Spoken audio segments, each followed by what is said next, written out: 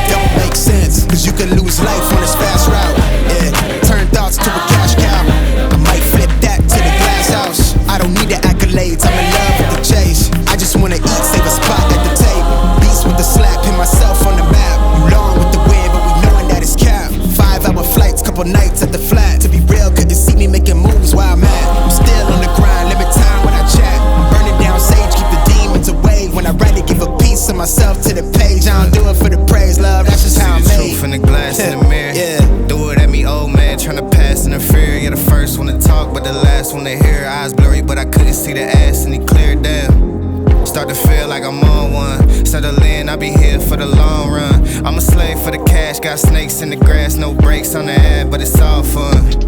We done seen it all, heard enough, give me space before I murder y'all. 10 bad bitches here, I'ma curve them all. 12 missed calls and I still made a curtain call. Here to light it up, lighten up. Hear him talking, they ain't right enough, tighten up. Everything. Okay, well, we've arrived on the Greater Saltee. It only took us about 15 minutes to come out, maybe 10-15 minutes by boat. It was thankfully today a very, very smooth crossing. I remember last year we had a pretty rough one on the way out, and several of us got soaked before we even set foot on the island. You land on the northern section of the Greater Saltee. I'll put up a map there now at the moment, and that you'll be able to see the actual island itself. You land on the northern section, as I've just marked out for you. There's no official pier or landing site. You just transfer into a dinghy, which can be a little bit dodgy at times, particularly with gear, and you're concerned about it because gear isn't cheap, and if ever there was a slip it could end up going west. And then you come into basically a beach or the rocks, and in fairness to the lads, they're great. Nobody gets wet, nobody gets a foot wet, especially today because it was so calm. I then walked all the way up past the actual only house that's here. The owners of the Saltees own that particular house. It's one of their, I think they're living in Dublin most of the time, but they do come down here during the summertime. The only trees on the island were planted there, and they have survived because they're in the lee of the wind. They're below the height of the actual centre section is probably the highest part of the island. That's where we're standing at the moment. I'm presently halfway between the house and where the Gannets, or not the Gannets, the Puffins, and they're on this little harbour bay here, the eastern side of it. They're about a third of the way in from the eastern side of the actual island itself, and most of the birds will nest along this section, the southern section, all the way over to the far western tip where the Gannets have basically taken over the last, we'd say, quarter of the southern coastline, nesting both on the cliff sides, and they have their own little harbour and inlet, and that's where I'm going to be heading next. There's a very defined pathway from here all the way over. It takes a bit of climbing once you get to a certain section. There's a bit of a certain rise in the actual gradient, and so you're climbing up in through ferns, but that doesn't last for very long, and then you get up to the height of the far hillside over, and then you drop down into the actual area where the Gannets is. Obviously there are other birds over there as well, but predominantly Gannets. Okay, I have arrived at the height of, basically when we looked across from my last stop, the very, very hilltop there. I've arrived at the Gannet colony. It's its own little inlet. You can't see the actual water area there. I'm kind of restricted at the moment because I've got two enormous black-winged gulls protecting a young chick, probably about 10 metres from me. If I go any closer, you probably can hear them, but if I go any closer, they will attack, and rightly so too. They're going just protecting their own chick. Let's hope the chick doesn't wander this way. Moving on. I am talking to you from up here because when I get down further, the noise down there is phenomenal. Also, you can see the photographers. They're over in by the underneath the cliffside here, because basically you're not allowed to go out anywhere near the nests for the protection of the gannets, and rightly so too. Now, when I'm here, I normally end up taking shots of the birds coming in on the air. It's a bit like Heathrow Airport because they come in every 10 or 20 seconds.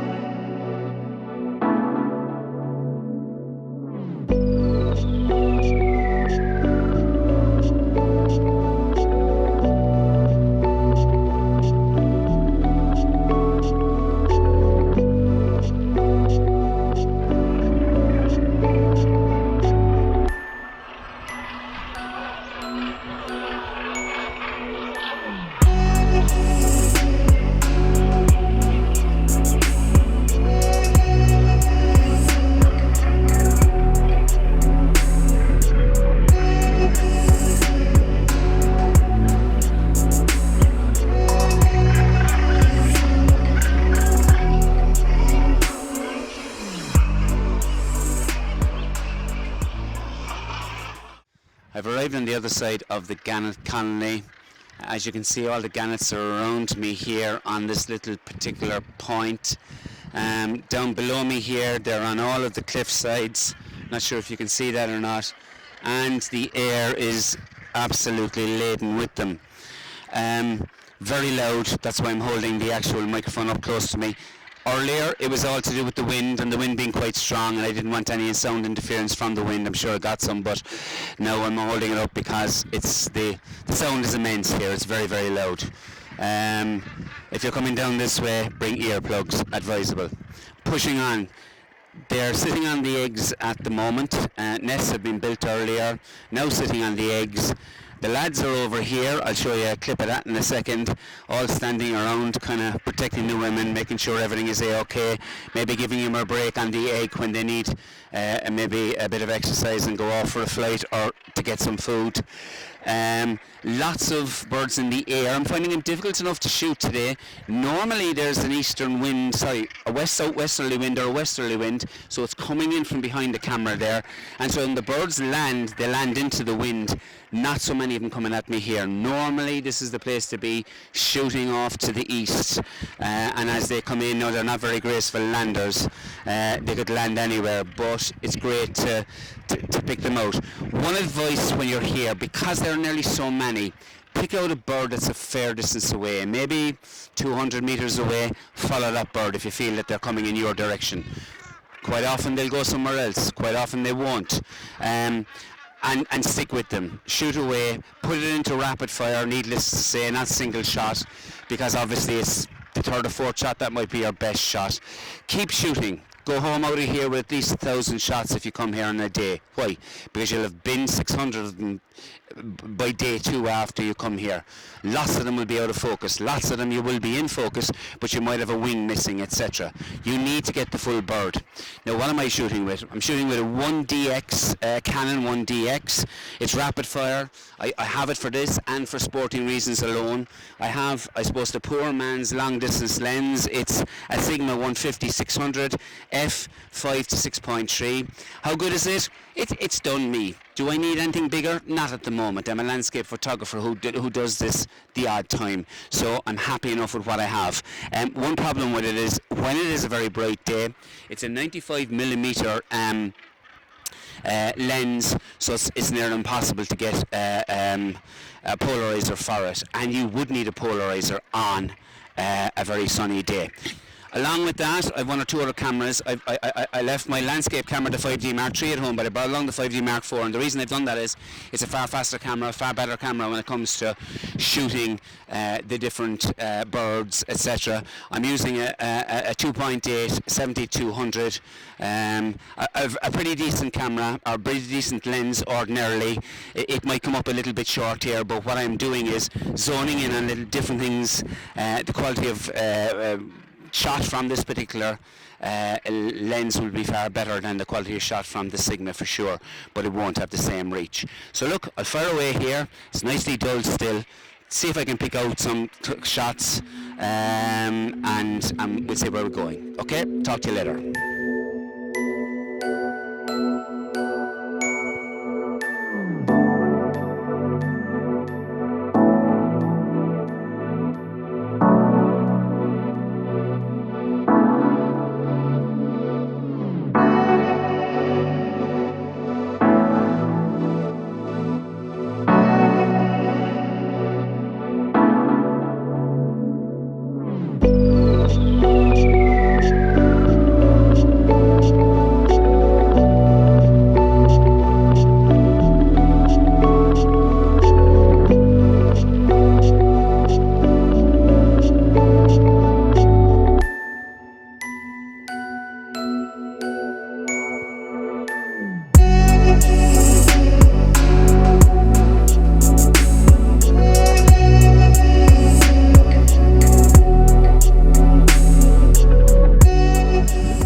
How are we?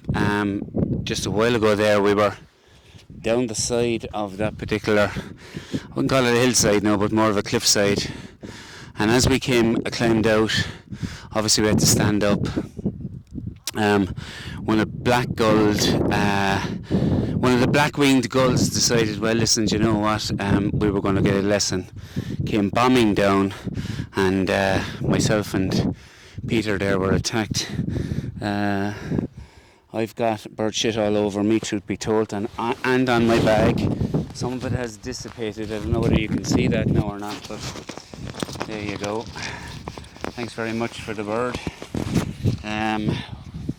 He was full of shit, but I'll tell you, he was fairly close. He landed his load and it struck.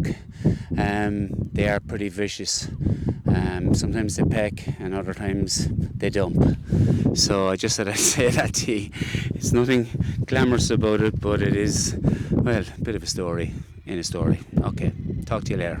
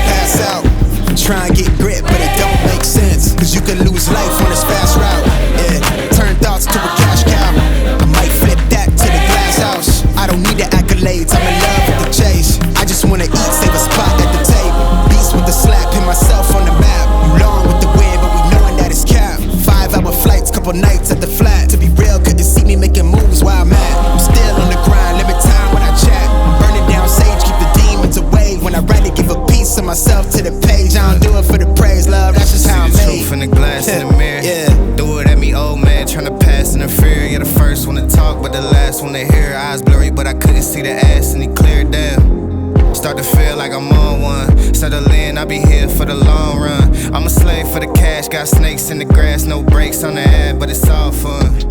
We done seen it all, heard it all.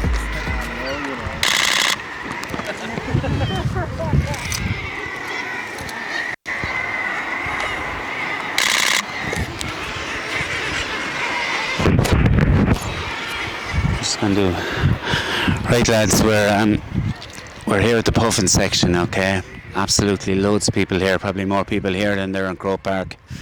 And what we're just basically trying to do is find the flight paths of the puffins as they're coming back into land. Lots of them around this year. UCC have been doing a lot of work getting rid of the rats during the winter time, and it seems to have worked. At least twice the amount of puffins as there was last year.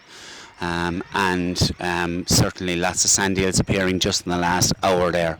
Again, trying to find the flight paths is a very difficult thing today because there doesn't seem to be the same wind pattern as usual, and so they would normally come along and in this headland here, despite the fact some of them landing here, some of them landing behind us, some are landing behind you and away over on the cliffside over yonder. So the bottom line is this: not so many shots to get in the air. Haven't had an awful lot of time. Give myself about an hour and 20 minutes to try and get some stuff.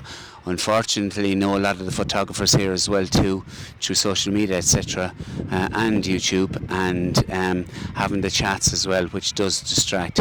No disrespect, it's great to see them all. Having said that, trying to get a few more shots before we head back to the ferry here now, but I'm not sure that I will. A few sand eels appearing on birds who are just landing, puffins landing just before they head back into the holes. I suppose they're easy enough to get, really. It's to try and get them in the air as they're flying in. Certainly my 150-600 Sigma wouldn't be as fast as some of the other people's who have, let's say, prime lenses, 300 or 400 mil, 500 mil, 600 mil, etc. And they being Canon or maybe Sony or Nikon, etc. So anyway, listen, I'm going to leave you go. I'll talk to you again. Thanks very much for tuning into the vlog, and hopefully we'll see you again the next time from a beautiful and sunny Saltee Islands. So long. Take care.